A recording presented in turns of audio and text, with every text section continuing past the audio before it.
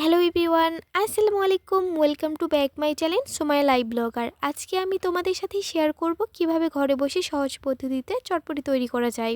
আশা করি কেউ ভিডিওটা স্কিপ করবে না। স্কিপ করলে কেউ বুঝতে পারবে না। যারা এখনও আমার চ্যানেলটা সাবস্ক্রাইব করে নাই তারা অবশ্যই আমার চ্যানেলটা সাবস্ক্রাইব করবে আর পুরো ভিডিও দেখবে। ভিডিওর প্রথমেই দেখাচ্ছি চটপটির মেন উপকরণ ডাবলি। সবাই অবশ্যই চিনো। আমি এটা বাজার থেকে কিনে নিয়ে এসেছি। মেবি ৫৫ টাকা কেজি বা ৬০ টাকা কেজি এরকম নিয়েছে।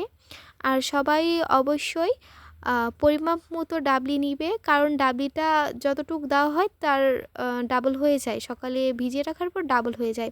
তো আমি পরিষ্কার পাত্রে পরিষ্কার পানিতে আমার পরিমাপ মতো ডাবলি নিয়ে ভিজিয়ে রেখেছি।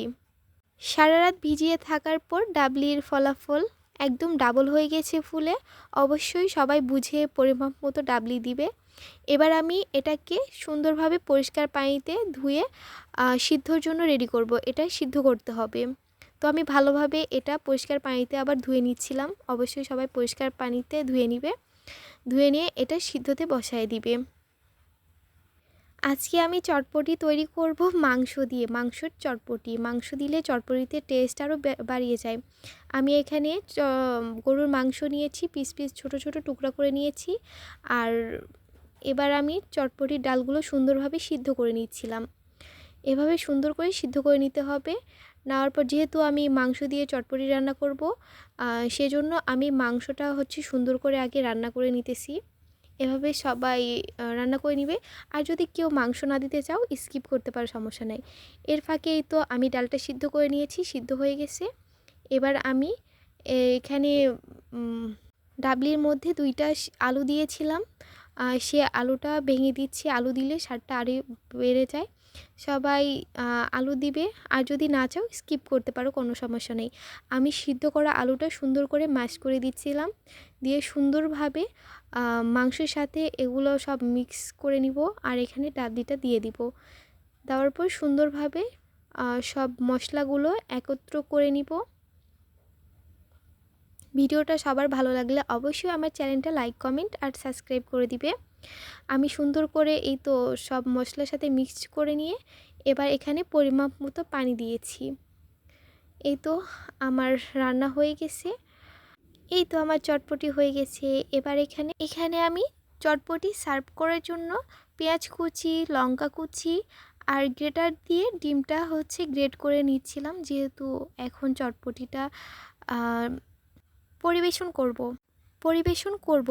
এই তো আমার চটপটি। এখানে আমি কুচি করা পেঁয়াজগুলো দিয়ে নিচ্ছি।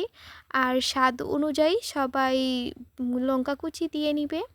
আমার যেরকম দরকার আমি দিয়ে দিয়েছি। সবাই অবশ্যই সবার স্বাদ মতো দিয়ে দিবে।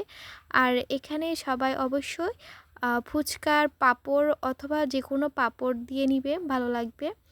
আর শসা ছিল বাসায়, কুচি করে দিয়েছি। অবশ্যই সবাই সবার স্বাদ অনুযায়ী সব কিছু দিতে পারবেন, সমস্যা নাই। আর এখানে গ্রেট করা ডিম ছিল, আমি দিয়ে দিলাম। আর এখন আমার মেন উপকরণ চটপটির মশলা। বাসায় তৈরি করেছিলাম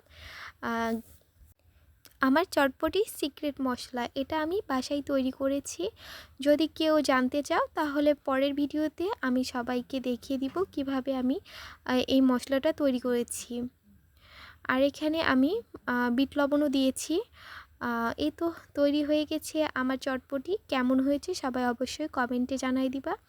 যদি ভালো লাগে অবশ্যই সবাই বাসায় তৈরি করে খাবা। আসলে অনেক মজা হয়েছে। এতক্ষণ আমার ভিডিও দেখার জন্য সবাইকে অসংখ্য ধন্যবাদ। আর অবশ্যই সবাই বলে যাবে আমার ভিডিওটা কেমন হয়েছে। তো আজকের ভিডিওটা এ পর্যন্তই। সবাই ভালো থেকো, সুস্থ থেকো।